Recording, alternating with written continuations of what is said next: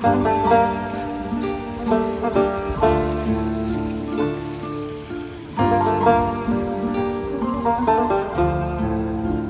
вечер в Кемере. Погодка радует. 24 градуса. Не жарко, не холодно. Зарядка для электромобилей под рукой. Как раз хотим взять автомобиль. Но, к сожалению, не электро. Выбрать в аренде пока здесь удается только лишь из дизелей и бензинов, ну и автоматов и механик. Да, механика здесь вполне комфортна, потому что пробок особо нет, и проблемой может стать разве что какая-то гористая местность. Достаточно популярны здесь такие фиаты Сигея, слева, справа, везде. И как раз между ними выбираем сейчас либо Fiat Sigea. С большой вероятностью возьму его, потому что нужно побольше места на заднем сидении. А изначально присматривался к вот такому Renault Clio. И уже, в общем-то, забронировали его. Но потом понял, что задний ряд с большой вероятностью нам будет маловат. Вот у него такая задняя дверка. Ну и там совсем скромно уж место сзади. Fiat, славный итальянский бренд, основан Джованни Аньелли в 1899 году. Известнейшая семья в севере Италии Аньелли. И славный итальянский бренд Fiat с непростой, конечно, судьбой. Более чем вековая история. Какая-то, может быть, уже простая судьба. Конечно, были и взлеты, и падения. И эта компания также переживала различные слияния. И на данный момент принадлежит корпорации Chrysler. Сыграл Fiat большую роль, в том числе и в становлении российского автопрома. И даже когда-то 10% компании принадлежали ливийскому правительству во главе с Муаммаром Каддафи.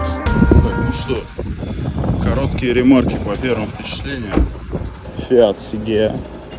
Комплектация явно базовая. Видим, что оптика здесь обычная, галогенная. Соответственно, механика, пятиступка, бензин. На машине пробег 50 тысяч километров, но прям самое-самое первое впечатление у меня на самом деле уже приятное. Мне, во-первых, понравилась машина сразу чисто визуально. Хромированные ручки прикольные. Архитектура салона европейская. Хорошо работает кондер. Приятная механика. Хорошо она подхватывает. Понятное такое сцепление. Достаточно просторный салон для этого класса. Но в остальном, то есть, придираться особо не к чему. И вот эта прикольная фишка, режим City. Когда его включаешь, руль становится очень легким в управлении. Действительно прикольно в городе, на парковках. Это вот для понимания популярности этих фиатов здесь. А вот, кстати, у нас исполнение более дорогое и в кузове хэтчбэк. Можно посмотреть. Про дизайн Fiat Sigea. Немного грязный, но представление можно составить. Sigea Cross. Хэтчбэк, соответственно, с дополнительным таким пластиковым обвесом. Выглядит уже несколько более стильно. Мне нравится у него особенно передняя часть. Симпатичная решетка радиатора. Лучше бы, конечно, рассказывать про автомобиль в максимальной комплектации. Там еще лучше такая решетка радиатора с 3D-дизайном. Там вот эта вот полоска снизу хромированная. И там, конечно, более симпатичная оптика с ледовской подсветкой, вставкой снизу. Но и здесь неплохо.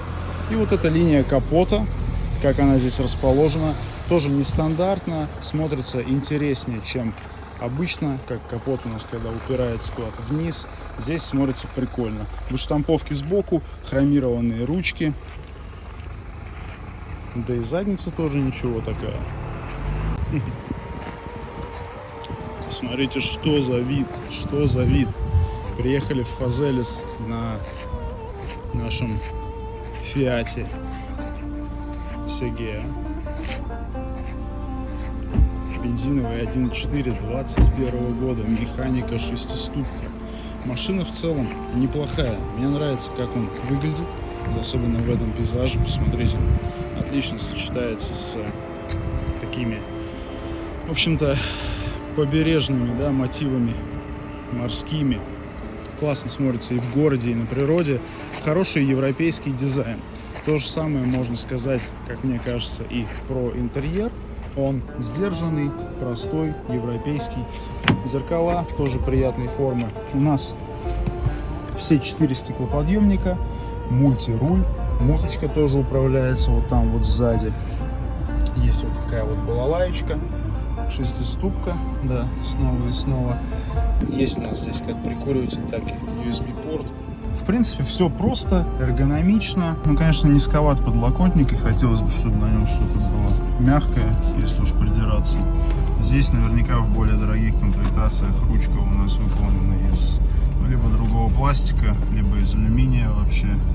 Тоже было бы симпатичнее. Вот. Ну и здесь солнечно, поэтому вот эту приборную переднюю панель, ее можно было бы сделать тоже из другого пластика, который бы не так блестел. Хотя на самом деле на солнце он не напрягает, но чисто визуально мог бы быть симпатичнее.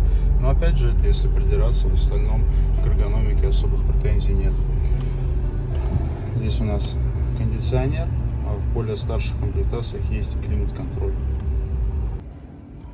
Опять же про эргономику. Здесь достаточно удобные сиденья. 2 дня на них проездил. И, как ни странно, ну, они не выглядят даже особо удобными, но при этом они вполне такими по себе являются. Вот, здесь также есть подлокотник у водителя. Он регулируется вперед-назад. Из эргономических плюсов, очевидных для многих автомобилей классом выше, но здесь есть подсветка всех необходимых элементов, в том числе, например, вот этого блока стеклоподъемников. Мы знаем, некоторые китайцы грешат тем, что не устанавливают такого. Вот такая приборка, тоже стандартная, отличная, читаемая, удобная. У меня вопросов по эргономике нет. Здесь нормальный бардачок, здесь нормальный задний ряд, здесь опять же нормальный багажничек. И сзади в каком-нибудь Клио места существенно меньше. А здесь много места и еще вот такой вот багажник. 105 лошадиных сил у него, едет приемлемо, если никуда не торопиться. И вот мне, кстати, нравится, как здесь открывается капот, опять же, тоже стильно, нестандартно. У него нет здесь какого-то газового упора, но есть вот такой упор физический. Тоже здесь все сделано по-европейски, приятно, по-простому, но вот корректно и логично, что мне нравится, да. Ну вот, судя по надписям в подкапотном пространстве, можно понимать, для каких рынков ориентирован этот автомобиль. То есть понимаем, что он у нас в первую очередь, да, на Турцию, но и, видимо, на арабские страны. А в принципе же мотор 1.4 Fire это достаточно уже зарекомендовавший себя фиатовский мотор с известными проблемами и в принципе достаточно надежный. Любит он, да, хорошее масло и интервалы замены почаще. Вот, пожалуй, основное, что о нем следует знать.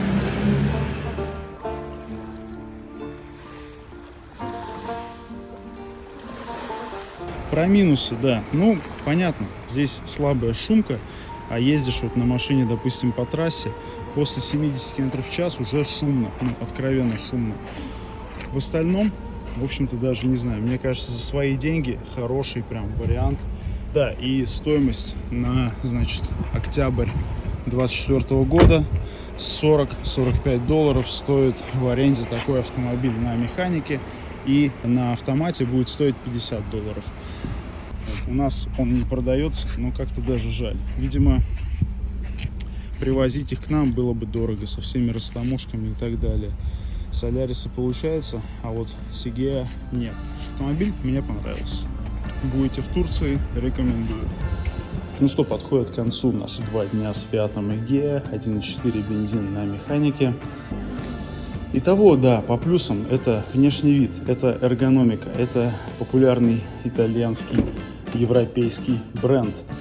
Это адекватная стоимость в странах, где он продается и где он производится. Этот автомобиль собирается в Турции и изначально делалось во многом под турецкий рынок. Даже представлялся автомобиль в 2015 году в Стамбуле на автосалоне. По минусам, да, это малая мощность для трассовых передвижений, это шумоизоляция. Ну и это, соответственно, отсутствие продаж в России. Поэтому здесь у нас, смотрите, такое интересное, здесь как изгиб Хофмайстера у BMW. И вообще вот эта задняя часть чем-то похожа на 5 G30, не странно. В целом автомобиль понравился. Понятно, что приобрести его в России рекомендовать бессмысленно. Но если вы, например, рассматриваете приобретение такого автомобиля взять либо еще, либо просто хотите взять покататься, рекомендовать вполне могу. Ну а сейчас пока, до новых встреч, поехали дальше.